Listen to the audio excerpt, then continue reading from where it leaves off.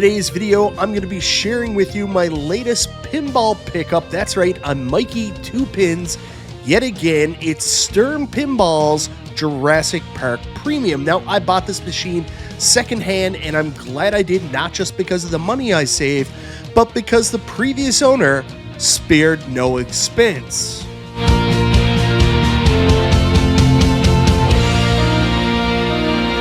Hey guys, welcome back to the channel. It's me, Michael B, and I'm so excited to share with you guys today my latest pinball pickup, pinball purchase, Stern Pinball's Jurassic Park Premium. Now, this is a game that actually wasn't on my radar for a couple reasons we'll get to in just a little bit, but one showed up locally, secondhand, previously loved, I will call it, very low use, home use only, and with a couple things that really made this a steal of a deal. But before we get into that, I want to say thank you so much, everybody, for checking out the video. Guys, I always appreciate the support. If this is your first time to the channel, you like what you see, go ahead, subscribe, click the bell for notification, all that YouTube jazz.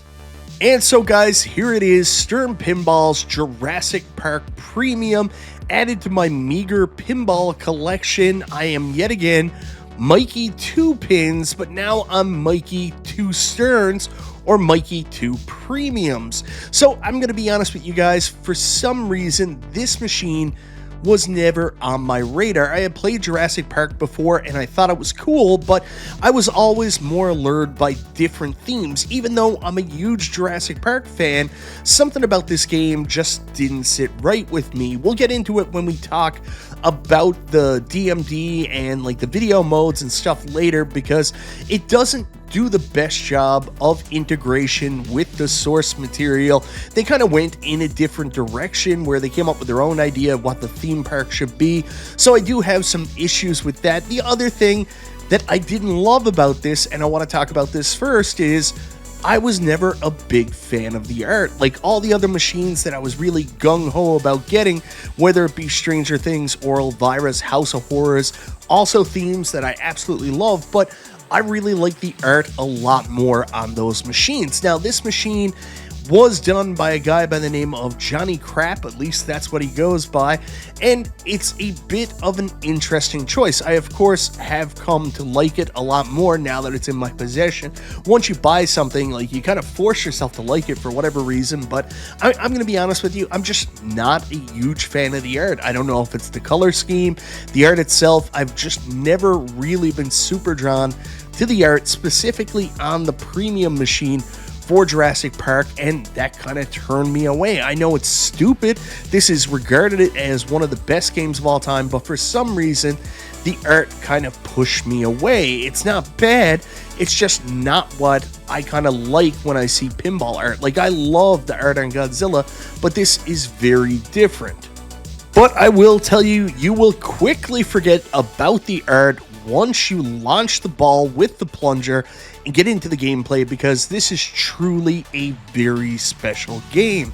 This is also another Keith Elwin machine, much like my other first purchase, Godzilla.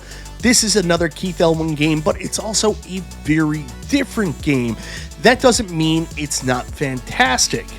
I mean, if you take a look at the Pinside Top 100 Pinball Machines of all time, there's two names that are synonymous with greatness in pinball, and if you take a look right now, as of today when I'm filming this video, Godzilla, my first pinball machine I bought, is still number 1, and look who's moved up to number 2, Jurassic Park Stern. Now, this was in number 3 for a very long time, but it always seems to gravitate towards the tops. Godzilla number 1, Jurassic Park either number 2 or number 3. So me personally, I feel pretty good knowing I have 2 of the top-rated pinball machines of all time in my collection. And no doubt Jurassic Park is fantastic, but I will tell you why I like it so much. It's because of how different it is from Godzilla. I mean, this is a Keith Elwin game, but at the same time, Completely different from the experience with Godzilla. The shots are a lot harder, which I'm trying to get used to. I mean, being able to spell out chaos to start chaos multi-ball is a challenge in itself. I find some of the ramps a little bit tighter than I'm used to on Godzilla. I'm still getting used to the shots, but the way the game plays, the way you change it by hitting the ball off the bash toy, little Jurassic Park truck in the middle of the table. Super interesting, great shot selection. I love that I actually have bumpers on a pinball machine now. Godzilla obviously doesn't have any. It's got very different toys. It's just such a challenging, much more difficult game to play than Godzilla. Godzilla is super fun, super easy to get into, and you can put up some good scores no matter how crappy you are, aka me. Jurassic Park is so much harder, so much more challenging, and I feel like I'm becoming a better pinball player by playing this table and Godzilla instead of just the one setup that I was getting used to. Now, of course, I'm bougie, so I really wanted to go with the premium. I know a lot of people say the pro, this game kind of leans towards pro, but there were certain things with the premium, with Jurassic Park, that I really wanted. I know the art package is probably better on the pro. I like it better anyways. But with the premium, there's a couple upgraded features that I really didn't want to miss out on. One, of course, is the T-Rex, animated T-Rex head. And unlike Jaws and so many other games that came after it, we make the joke, does it eat the ball? Yes, the T-Rex actually eats the ball in Jurassic Park, so when you get to the multi-ball, the T-Rex will jump down, chomp on the ball, and eat it. This is an homage all the way back to the Data East Jurassic pinball machine. I know my buddy Goofy loves that one, but I think it's a very cool homage, very cool action item to see the head moving around, to see the animatronics, and of course for him to eat the ball, then throw it out either on the playfield or right on the ramp. Very, very friggin' cool. Another really cool feature with the premium is, of course, the Raptor cage. This is a very specific lock mechanism right next to a very hard shot to get your C item and also to start some of the modes on the island. But you're going to try to put the ball, bash it off the Raptor cage, open it up, put the ball in, and then bash the Raptor cage a couple times at the front to unlock Raptor multi-ball. This looks fantastic. It's a cool element. I'm glad it's included on this machine. Now, outside of the art, one of the areas where this machine really loses a lot of its luster, if you take a look at the video packages and everything going on, you're going to notice that this is very short on actual footage from the movie, the characters, all the stuff like that. I think the only character that they actually got was Wayne Knight, Dennis Nedry.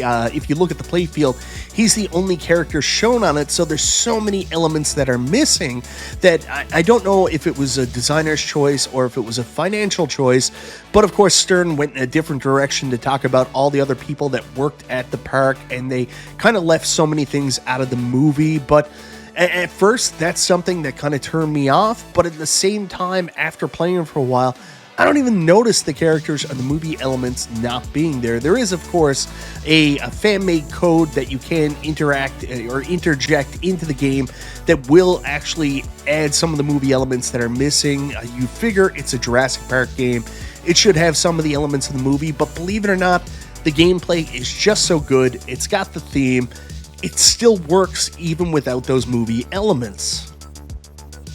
Now, of course, the big selling point for me on this one was obviously this is something local. You guys know I live on an island, Newfoundland. There's not a lot of pinball activity, so the fact that there's this practically brand new Stern available for sale where I can literally drive 20 minutes to the guy's house, pick it up and bring it home was too good to pass up. But I also got a really good price. He was selling it for about, I think it was like $8,200 US, 11,800 Canadian. That's around $7,000 off what it would have cost for me to get a premium shipped to me through one of my local distributors. So of course that deal just made sense, especially for such an awesome game, awesome ranked game. I was no way I was going to pass that up. But here's the cherry on top. I was going to get this, and then I expected I was going to have to do a couple upgrades. It turns out I didn't have to do any of the upgrades I thought I was going to have to do. They were already done. So first up, I was obviously going to add the Stern Insider connected light strip. A lot of people looking at modern pinball, they all come with it now, but pinball machines before Godzilla, believe it or not, didn't come with the Insider connected already installed, so you had to buy this after the fact. Knowing this was an older machine, I thought this is something I was going to have to do, but when I showed up to pick it up, even though we hadn't even discussed it, I noticed the Insider connected was already set up. Now, bit of a weird glitch, the Insider connected is set up, it works, I can log in, but as you can see, the actual Insider connected scanner doesn't light up. Here's the funny thing, I reached out to Stern support and just asked for help, like some quick questions, and out of nowhere, without any questions, proof of purchase, or anything like that, they sent me a brand new Insider connected scanner. That's customer service right there, and that's sticking by your product. Good job, Stern. Now the next thing I absolutely had to add, because I added it to my Godzilla as well, was of course a shaker motor. And I was so happy to find out he had already installed a shaker motor, especially since I bungled the installation with my shaker motor for my Godzilla. The fact this was already installed is perfect, and it works right. It wasn't put in by an idiot like myself. Now, honestly, he went above and beyond as well with some upgrades that I wasn't really necessarily anticipating. Now, you guys have all seen the cards with the lights on them in the back of the machine showing you different things, like different options for when it's time for T-Rex ready or something like that. He has actually taken those cards out and went with some 3D printed Jurassic Park logo options for those. This is something I don't know if I love. Thankfully, he also provided the cards, so if I change my mind and want to swap them out, I easily can do, but I do have this slight modification to the machine already done. I'm more of a stock guy, so I'm going to tell you the truth, I'll probably take them out, but hey, they don't look too bad. Now, the one I was really surprised by is the fact that he had already done the shooter rod upgrade. Now, I'm not a shooter rod guy by any means, and I can't see myself in any world picking up that hideous egg for Godzilla, but the actual mosquito in the amber, the bug in the amber shooter rod for Jurassic Park, maybe one of the coolest ones of all time. I mean, the fact that it lights up, it looks so much like the amber on the top of John Hamm's cane in the movie. It is just so fantastic, so cool. I never thought I would be a shooter rod guy, but I absolutely love this upgrade, and I would want nothing else with this machine than the amber mosquito shooter rod. This thing is just so friggin' cool. Overall, guys, I gotta say I am very happy with Jurassic Park so far. This machine plays like a dream. Like I mentioned in the beginning, this was home use only with very low plays. I think it was less than 500, might have even been less than that. So very low plays. The machine is in excellent condition. It's pretty much brand new. And then to top it all off, I got it for, a very favorable secondhand price in Canada, believe it or not, even though it's right on the line of what you would expect to pay with Pinside. US dollars. Here in Canada, people are always trying to add those extras on, trying to get their money back for the HST, the tax they paid and all that stuff. So getting a deal that was reasonable was super important. And of course, the game is incredible. I had played it a bunch of times before, never realized how friggin' good it was, but now to have it in my home, to actually put the time into it and play it through, I can definitely see why it's so special and why it's ranked so highly on Pinside. I am so happy that now in my basement, I may only have 2 pinball machines, but I have number 1 and 2 on the Pinside Top 100. Of course, that always changes from week to week. Evil Dead may take that top spot recently. Who knows? But I know I got 2 really freaking awesome machines, and I am having so much fun playing Jurassic Park. Even though I still suck, I'm still getting used to it. I'm still learning, and it's making me a better pinball player. So anyways, guys, that's a look at my latest pinball pickup. I did jump outside my comfort zone. I was always going to be a new in-box collector because I like that warranty, like having a new machine, nothing broke down, but you can't argue with the difference in price of being able to save $5,000-$6,000 for a pinball purchase, especially when one's in as good a shape as this one was. and it's such an amazing game that's so close to me when literally nothing else is. Like, this was a surefire win pickup. There was no way I could avoid it, and I'm so happy I have a second pinball machine in my house.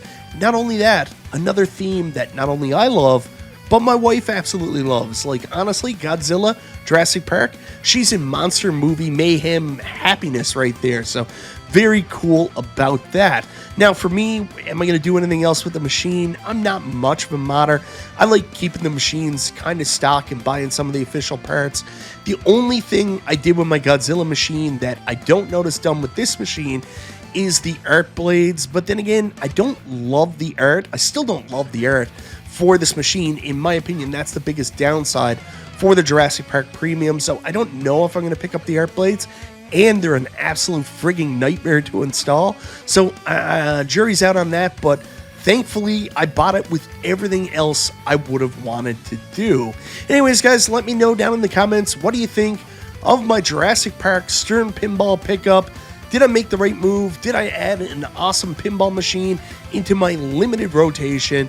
And will I have a bunch of fun? I already know I am. Let me know what you think. Anyways, guys, thank you so very much for watching. This is Michael B. the Game Genie. I'll talk to you next time.